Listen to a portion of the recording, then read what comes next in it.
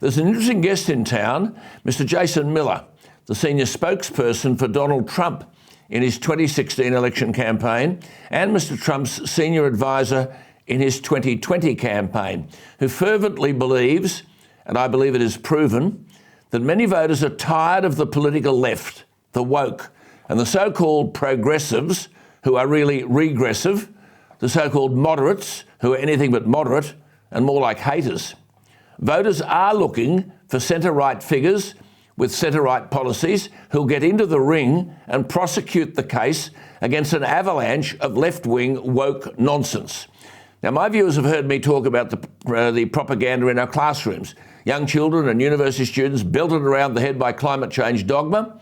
And if it's not that, it's Black Lives Matter. If it's not that, it's introducing race into our constitution or welcome to country. Well, Jason Miller last year founded a social network, Getter, G-E-T-T-R, saying, and I quote, "The past couple of years have seen the worst political discrimination ever with regard to free speech."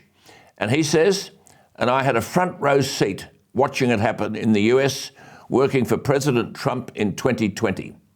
Jason Miller said conservative voices were being drowned out by tech giants. Quote, "I see this as a world problem, not just an issue in the United States, because in Australia and the UK and all around the Western world, the balance between being a responsible democratic state and sliding towards authoritarianism is pretty thin."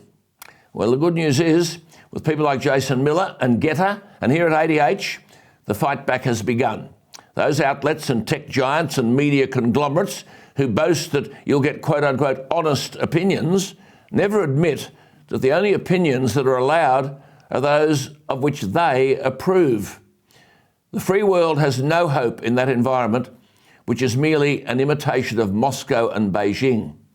Mr. Jason Miller joins me. Jason, great to talk to you. Thank you for your time.